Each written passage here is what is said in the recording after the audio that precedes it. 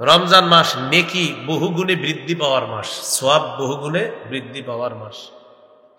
এক মহিলা আনসারী নারী রাসূল সাল্লাল্লাহু আলাইহি সাল্লাম তাকে বললেন, ক্বালা রাসূলুল্লাহ সাল্লাল্লাহু আলাইহি ওয়াসাল্লাম লিইমরাআতিন মিনাল আনসার ই'তামিরি ফাইন্না উমরাতান ফীহি তা'দিলু হাজ্জাতান। আনসারী নারীকে নবী বললেন, তুমি রমজান মাসে উমরা করো, রমজানে উমরা করা হজের সমতুল্য হয়ে যায়।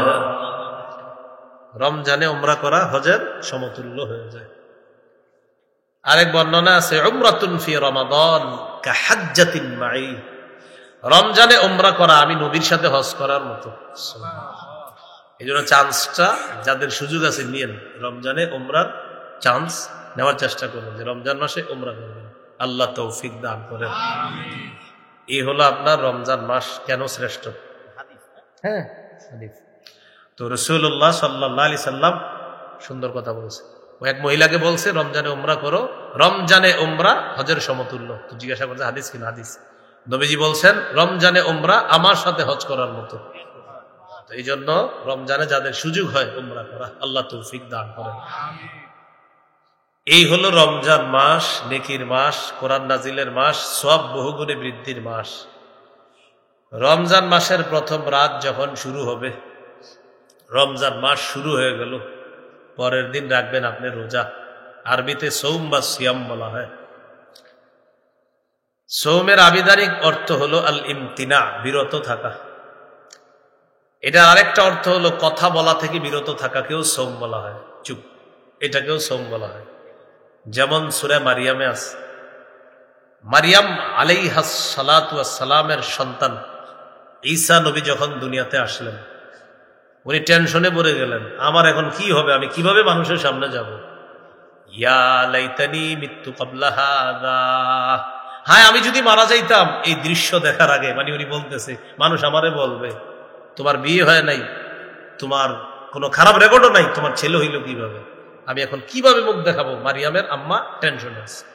আল্লাহ তাআলা বলে দিলেন, ফাইম্মা তারাইন্না মিনাল বাশারি আহাদান ফাকুলি ইন্নী নাযারতু লিররহমানি সাওমা ফালান উকাল্লিমাল ইয়াওমা ইনসিয়া।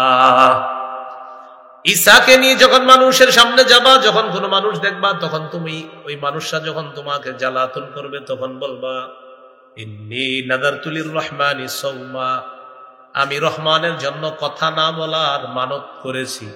ফালান উকাল্লিমাল ইয়াওমা ইনসিয়া, আজ আমি কোনো মানুষের সাথে কিছুতেই কথা বলতে পারবো না। তাহলে সৌমের আরেকটা অর্থ কথা বলা থেকে বিরত থাকা। এই যে উনি বলতেছেন সৌমা, কথা না বলার মানত করেছি আল্লাহর জন্য। আমাদের বাংলাদেশের যদি একটা নিয়ম হইতো এরকম, রোজাদার যারা, এরা খানা থেকেও জিহ্বারে চুপ রাখবে আর কথা বলা থেকেও চুপ থাকবে। হ্যাঁ, সুন্দর হইতো। আপনার মানে খানা খায় না ঠিক, কিন্তু এটা দিয়ে যা করে। আপনার জুতা কত রমজানে জিজ্ঞাসা করে, কয় 800। বেড়া আমি তোর বন্ধু মানুষ, 1780 টাকা দেয়, 750 দিলে হয় না, তুই আমার বন্ধু মানুষ, এই জন্য 780 বলছে। কিনাই আছে এটা 700 টাকা, দোস্ত রমজান মাস বুঝিস না। পরে কয় হ্যাঁ আল্লাহর কসম কিনা আছে 700 টাকা, খোঁজ নিয়ে দেখা গেছে 300 করে দিন। আপনি আল্লাহর কসমটা কেন বললেন? হ্যাঁ, কসম না খাওয়া পর্যন্ত যা খাওয়ার কইতেন, কসমও খাই লাগছে আমার, এত মিছা কথা যিনি কইতেছে, আবার কসম খাই ফেলছে, কাফারা না। নগদ কসম, মানে এটা মানে মুখে বাঁধেও না, বলে ফেলতেছে। দেদার সোয়েটার কত 1200, 1100 দিলে হয় না, কিনে আছে 1050। তো আপনি সোয়েটার গোডাউনে গেছেন, শোনেন কি 400 করে কিনে। একটা হলো আসলেই যদি 1050 করে কিনা হয় তাহলে সত্য কথা, কিন্তু কিনা যদি 400 হয় 500 হয়, কিন্তু আপনি বললেন বাড়িয়ে, তাহলে সত্য হলো না মিথ্যা? মিথ্যা হলো। আল্লাহ হেফাজত করেন। মিথ্যাকে বলা হয় গুনাহের মা। বলেন মিথ্যাকে কি বলা হয়? গুনাহের মা। গুনাহের মা হলো মিথ্যা, এটা গুনাহের মা। আর গীবতকে বলা হয় আমল নষ্ট করার নীরব ঘাতক।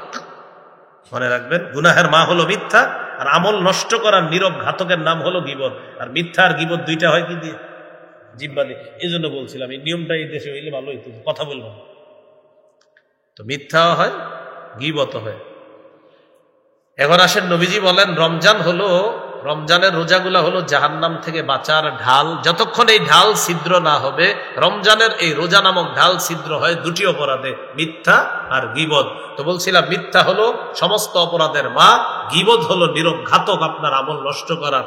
মজার ব্যাপার, এই দুইটাই হয় জিহ্বা নামক অঙ্গের মাধ্যমে। তাহলে জিহ্বা নিয়ন্ত্রণ করা, হ্যাঁ, তাহলে আবার আগের কথাগুলো ফিরে আসি। কোরআন তেলাওয়াত করা, আরো অনেকগুলো কথা বলা হয়েছে। এখন নতুন কথা হলো জিহ্বাটা নিয়ন্ত্রণ করা আজকে থেকে। আল্লাহ তৌফিক দান করেন। তিরমিজির হাদিস 2406 নম্বর হাদিস, 2406।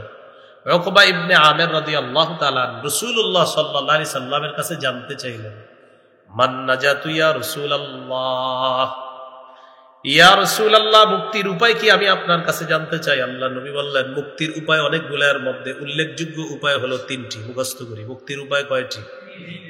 1 নাম্বার, আমসিকা আলাইকা লিসানাক, জিহ্বা নিয়ন্ত্রণ করবা। 2 নাম্বার, আলিয়াসাকা বাইতুকা, তোমার ঘর যেন তোমার জন্য প্রশস্ত হয়ে যায়। এর মানে হলো কাজ থেকে তাড়াতাড়ি ঘরে ফিরবা, কাজ থেকে তাড়াতাড়ি ঘরে ফিরবা। 6টা বাজে বাসায় যাওয়ার কথা না, 10টা 11টা বাজে আপনি বাসায় যান না। স্ত্রী ফোন দেয় কোথায়, বন্ধুদের সাথে আড্ডাবাজি করতেছি, না না আড্ডাবাজি করা যাবে না, হয়তো কাজে না হয় বাসায়, হয়তো কাজে না হয় বাসায়।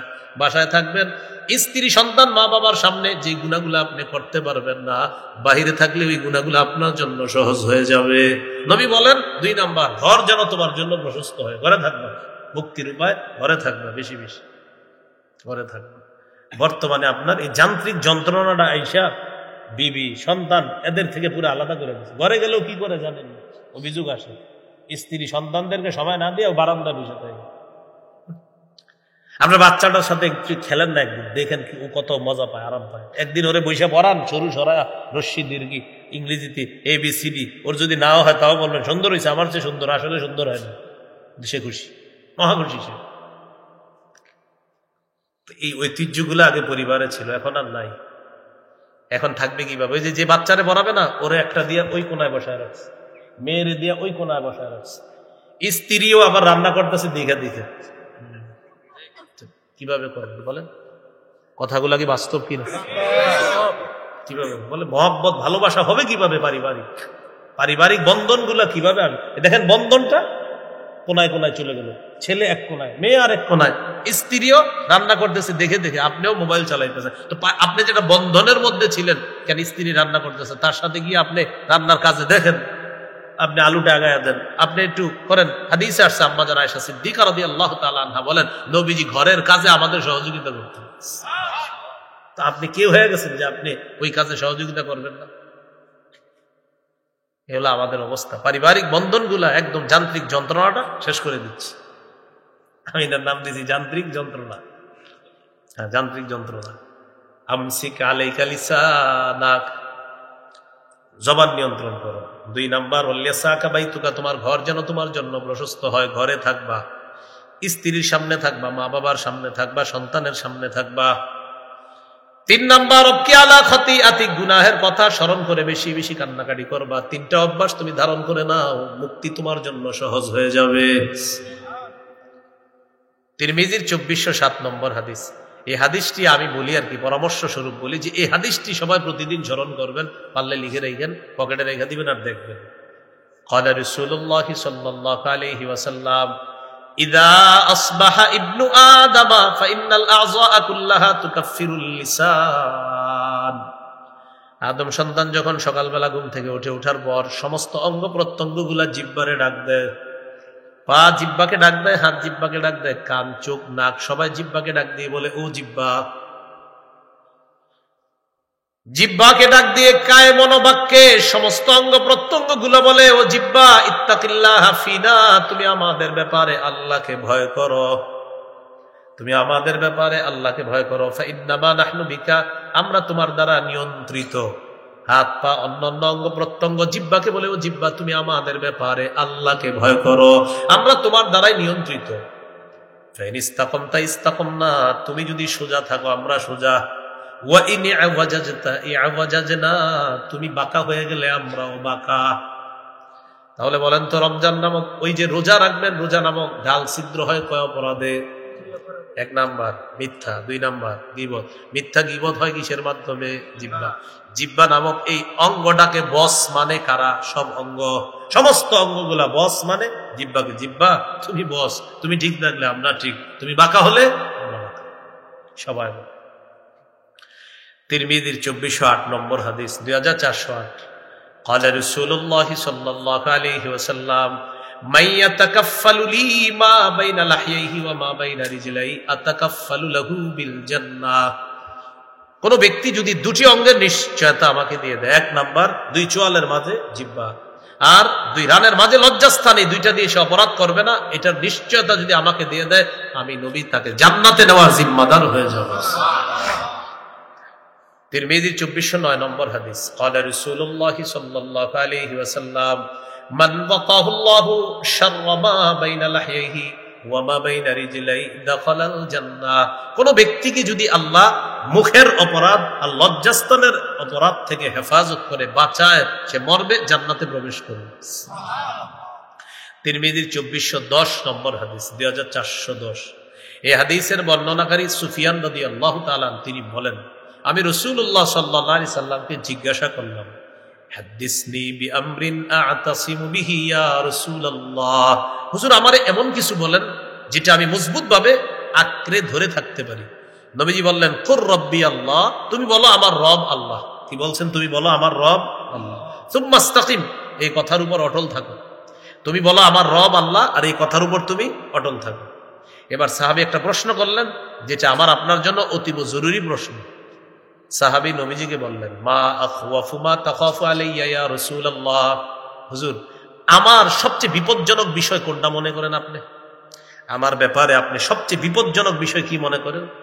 আখাযা বিলিসানি নাফসিহি, নবী নিজের জিহ্বা মুবারকটা ধরে বললেন, হাযা, এটা, এটা তোমার সবচেয়ে বিপজ্জনক আমি মনে করি এটা, এটা, এটা বড় ভয়ঙ্কর, এটা আপনাকে বিপদে ফেলে দিবে। এটা এমন এক ভয়ঙ্কর জিনিস, এক কথায় সাজানো সংসার শেষ, 16 বছর 10 হয়ে গেছে এক কথায়। এই জন্য এটা বড় বিপজ্জনক, আপনার এমন বিপদে ফেলবে, এই বিপদ থেকে উদ্ধার হওয়া মুশকিল হয়ে যাবে।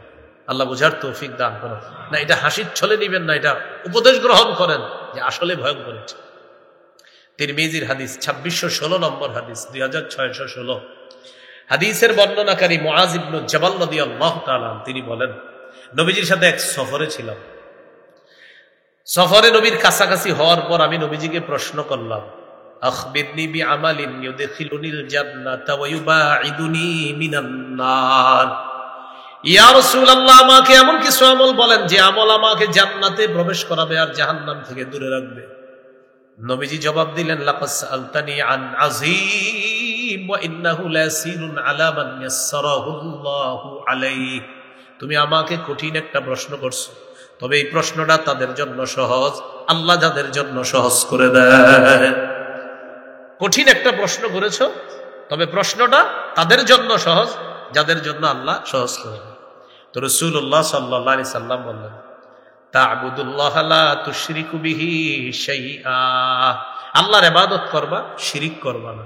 বললেন, ওয়া তুকিমুস সালাহ, নামাজ কায়েম করবা, ওয়া তুতিজ যাকাত, যাকাত আদায় করবা, ওয়া তাসুমু রমাদান, রমজানের রোজা রাখবা, ওয়া তাহুজ্জুল বাইতা, হজ করবা।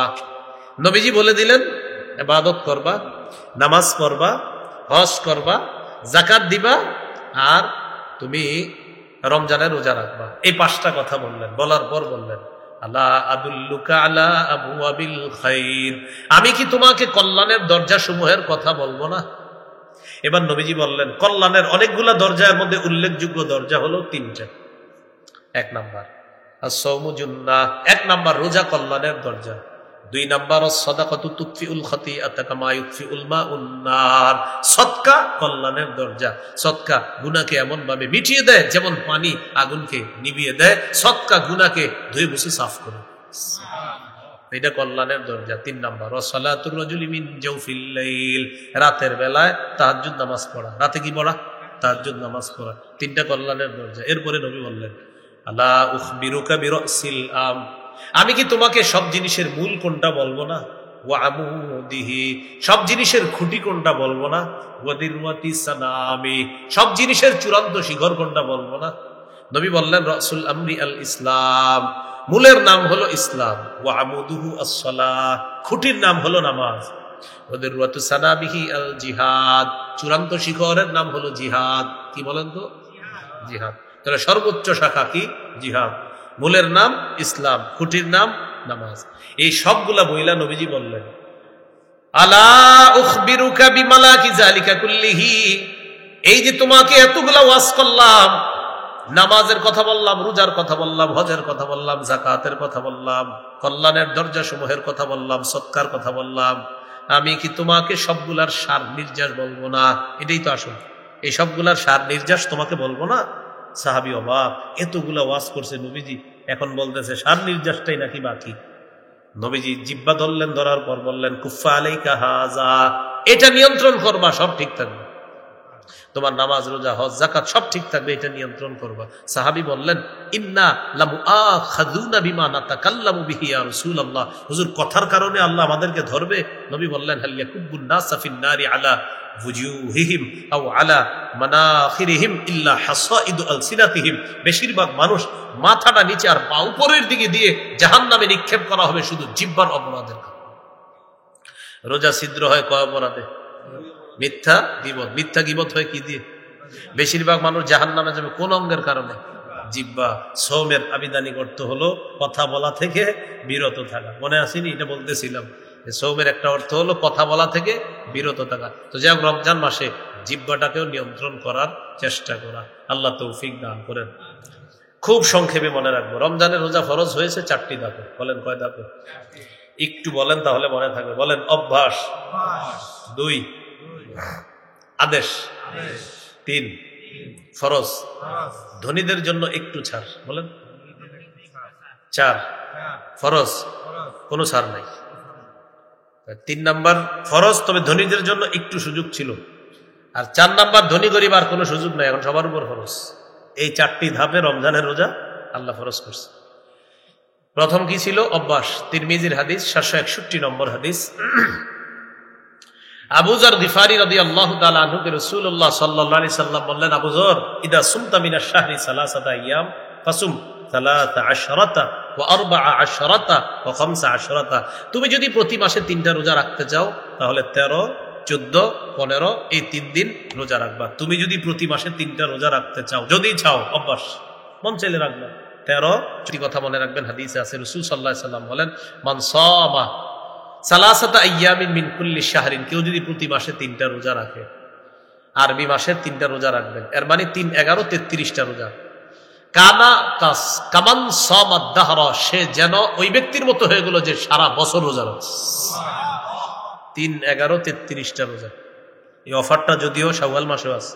মান সামা রমাদান, যে রমজানের রোজা রাখবে, সুম্মা আতবাহু সিত্তাম মিন শাওয়াল, শাওয়ালে 6টা রোজা রাখবে, কানা কাসিয়ামিদ দাহরি, সে যেন সারা বছর রোজা রাখছে। তাহলে অফারটা 2 ভাবে, একটা হলো শাওয়ালে 6 রোজা, আর একটা হলো 11 মাসে 33টা রোজা, প্রতি মাসে 3টা করে। তো যাই হোক, নবীজি বললেন, তুমি যদি রোজা রাখতে চাও তো প্রতি মাসে 3টা রাখবা। 13, 14 বললো, এটা হলো অভ্যাস করাইলেন। 2 নাম্বার কি ছিল? আদেশ। সহিহ বুখারী 2002 নম্বর হাদিস, আয়েশা সিদ্দিকা রাদিয়াল্লাহু তাআলা আনহার বর্ণনা, কানা ইয়াউমু আশুরা তাসুমুহু কুরাইশুন ফিল জাহিলিয়া ওয়া কানা রাসূলুল্লাহ সাল্লাল্লাহু আলাইহি সাল্লাম ইয়াসুমুহু। জাহিলি যুগে কুরাইশরা মুহররমের 10 তারিখে রোজা রাখতেন, রাসূলুল্লাহ সাল্লাল্লাহু আলাইহি সাল্লামও রোজা রাখতেন। ফালাম্মা কাদিমাল মাদিনাতা, নবীজি যখন মদিনা আসলেন, দেখে কি ইহুদিরা মুহররমের 10 তারিখে রোজা রাখে। নবীজি বলেন, আচ্ছা তোমরা মুহররমের 10 তারিখে রোজা রাখো কেন? তারা বলল, নবী মুসাকে আল্লাহ মুহররমের 10 তারিখে মুক্তি দিয়েছে ফেরাউন বাহিনী থেকে, তিনি শুকরিয়াতান মুহররমের 10 তারিখে রোজা রেখেছে, আমরাও মুসা নবীকে অনুসরণ করে মুহররমের 10 তারিখে রোজা রাখি। নবীজি বললেন, না, তোমাদের চেয়ে মুসা নবীর অনুসারীর হকদার হিসাবে আমরা বেশি দাবি রাখি। মুসা নবীকে মোহাব্বত করার দাবিদার তোমাদের চেয়ে আমরা বেশি, আমার উম্মত মুসলমান যারা তারা বেশি। নবীজি নিজে গুরুত্ব দিয়ে মুহররমের 10 তারিখে রোজা রাখা শুরু করলেন। ও আমার বিসিয়ামিহি, সাহাবীদেরকে আদেশ করলেন, এখন থেকে তোমরা 10 তারিখে রোজা রাখবা। আর ওদের বিরোধিতা করার জন্য 9 অথবা 11 রোজা রাখা তাদের বিরোধিতা করবা। হয়তো 9, 10 রাখবা, না হয় 10, 11 রাখবা, বাকি উত্তম হলো 9, 10 রাখা। কারণ নবীজি বলেছেন, আমি যদি বেঁচে থাকতাম আগামী বছর লাসুমান্নাত তাসিয়া, তাহলে আমি 9 তারিখেই রাখতাম। এখান থেকে বোঝা যায় 9, 10 গুরুত্ব আর কি। তো 9, 10 রাখতে পারেন, 10, 11 রাখতে পারেন। এখন এটা হলো আদেশ 2 নাম্বার। 1 নাম্বার ছিল অভ্যাস 3টা রোজা প্রতি মাসে, আর 2 নাম্বার আদেশ মুহররমের 10 তারিখে রোজা রাখাইতেন সাহাবীদের। 3 নাম্বার ফরজ, তবে ধনীদের জন্য একটু ছাড় ছিল। সূরা বাকারা 183 নম্বর আয়াতে আল্লাহ বলেন, ইয়া আইয়ুহাল্লাযীনা আমানু কুতিবা আলাইকুমুস সিয়াম, হে ঈমানদারগণ তোমাদের উপর সিয়াম ফরজ করা হয়েছে। একটু পরে আল্লাহ বলেন, ওয়া আলাল্লাযীনা ইউতিকুনাহু ফিদিয়াতুন তাআমু মিসকিন, যারা সামর্থ্যবান টাকা পয়সাওয়ালা তারা যদি রোজা রাখতে কষ্ট হয় তাহলে একটা রোজার বিনিময়ে একটা ফিদিয়া দিয়ে দিবে, একজন মিসকিনকে খাওয়ায়া দিবে, তাহলে রোজা ফরজ। তবে যারা সামর্থ্যবান তাদের যদি রোজা রাখতে কষ্ট হয়, একটা রোজা না রেখে এটার বিনিময়ে একটা ফিদিয়া দিয়ে দিবে। কি ফিদিয়া? একজন মিসকিনকে খাওয়ায়া দেওয়া। এই হলো 3 নাম্বার। 4 নাম্বার ফরজ, কোন ধনী গরিব কারোর জন্য ছাড় নাই। তৃতীয় যে ধনীদের ছাড়ের বিধানটা রহিত হয়ে গিয়েছে চতুর্থটার মাধ্যমে। আল্লাহ বলেন, ফামান শাহিদা মিনকুমুশ শাহরা ফাল্যাসুমহু, তোমাদের মধ্যে যেই রমজান মাস পাবে সেই রোজা রাখবে। ধনী গরিব যেই পাবে সেই রমজানের রোজা রাখবে। বাস, এখন সবার উপর ফরজ। এখন আর ধনীদের জন্য এই ছাড়টা নাই। এখন শুধুমাত্র ওজর, একটা হলো অসুস্থতা আর একটা হলো সফরে থাকা। অসুস্থ হলে আপনি গুনে গুনে রাখবেন কয়টা রোজা রাখতে পারেন নাই, আর সফরে থাকলে যদি রোজা রাখতে পারেন গুনে গুনে রেখে দিতে হবে। ফাইদ্দাতুম মিন আইয়ামিন উখর, গুনে গুনে পরবর্তীতে এটা কাজা করে নিবে। হ্যাঁ, এই হলো গুনে গুনে এটা পরবর্তীতে আদায় করে নিবে আর কি, যে কয়টা রাখতে পারে না। এই হলো 4টি ধাপে রোজা ফরজ করা হলো।